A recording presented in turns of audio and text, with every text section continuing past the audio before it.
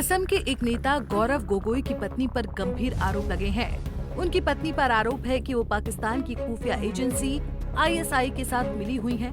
Assam BJP शासित राज्य है। अगले साल इस राज्य में चुनाव होने हैं। इससे पहले कांग्रेस और बीजेपी के बीच जुबानी जंग शुरू हो गई है। आइए समझते हैं क्या है पूरा मामला। दरअसल कांग्रेस के गौरव गोगोई, जो वर्तमान में सांसद हैं, उन पर भारतीय जनता पार्टी के नेता गौरव भाटिया ने आरोप लगाया है कि गौरव गोगोई की पत्नी के संबंध पाकिस्तान के योजना आयोग के सलाहकार अली तौकीर शेख के साथ है। उन्होंने इन आरोपों में कहा कि गोगोई की पत्नी, जो कि एक ब्रिटिश नागरिक है, पाकिस्तान की खुफिया एजेंसी ISI के लिए काम करती हैं। In furtherance of the statement made by Mr. Rahul Gandhi that the fight of Mr. Rahul Gandhi and the Congress party is with the Indian state. So now will the Congress start supporting the ISI and Pakistan to make their political ends meet? Also, does this not jeopardize the national security of the country if Mr. Gaurav Gogoi continues on the important post of deputy leader of opposition, especially when he has access to very sensitive information pertaining to national security? And in the end, why is it that the Congress party always turns out to be the best friend of Pakistan and ISI when it comes to conspiring against Bharat, our motherland India? अब ये मामला तूल भी पकड़ रहा है। BJP के अन्य नेता भी इस पर अपनी प्रतिक्रिया दे रहे हैं। इस विषय पर असम के मुख्यमंत्री ने सोशल मीडिया प्लेटफॉर्म X पर लिखा कि ISI से संबंध युवा व्यक्तियों को ब्रेन वॉश करने और कट्टरपंथी बनाने के लिए पाकिस्तान दूतावास में ले जाने और पिछले 12 वर्षों से भारतीय नागरिकता लेने से इनकार करने के आरोपों के बारे में गंभीर सवालों के जवाब दिए जाने की आवश्यकता है। इसके अतिरिक्त धर्मांतरण कार्टेल में भागीदारी और राष्ट्रीय सुरक्षा को अस्थिर बनाने के लिए जॉर्ज सोरोस सहित बाहरी स्रोतों से धन प्राप्त करना गंभीर चिंताएं हैं, जिन्हें नजरअंदाज नहीं किया जा सकता है। बता दें कि कांग्रेस सांसद गौरव गोगोई ने इसका जवाब दिया है। गौरव गोगोई ने पलटवार करते हुए कहा कि बीजेपी ने ऐसे निराधार आरोपों का सहारा लिया क्योंकि उसके पास उठाने के लिए कोई मुद्दा नहीं है। उन्होंने आरोप लगाया कि बीजेपी ने पिछले साल के लोकसभा चुनाव से पहले उनके और उनके परिवार के खिलाफ इसी तरह का अपमानजनक अभियान चलाया था और जवाब में लोगों ने उन्हें जोराहाट संसदीय क्षेत्र से चुना।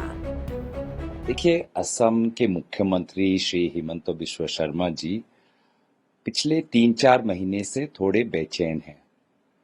भ्रष्टाचार के एक के बाद एक आरोप उनके PWD विभाग पर आ रहे हैं, जिसकी चर्चा आज हर अखबार में हो रही है।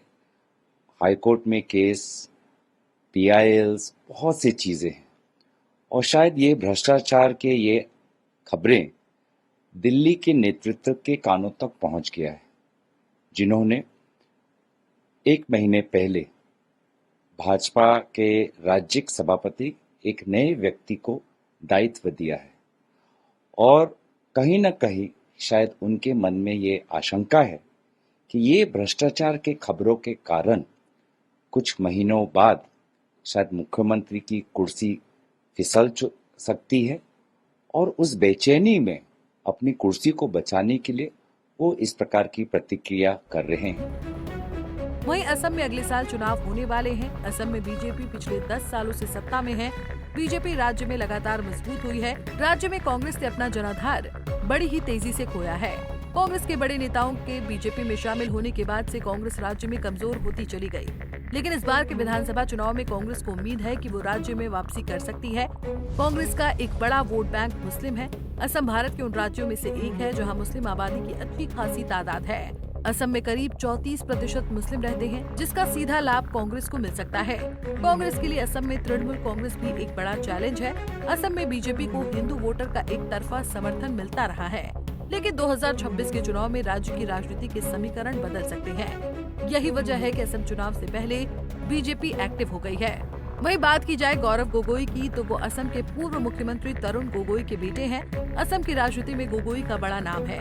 इस समय कांग्रेस के सांसद गौरव गोगोई राज्य में बीजेपी को बड़ा चैलेंज दे सकते हैं। और अगर राज्य में कांग्रेस वापसी करती है तो गौरव गोगोई मुख्यमंत्री का चेहरा भी हो सकते हैं। गोगोई गांधी परिवार के नजदीक हैं। गोगोई की दिल्ली में अच्छी पकड़ है। यही वजह है कि आगामी चुनाव से पहले बीजेपी गोगोई पर आक्रामक हो गई है।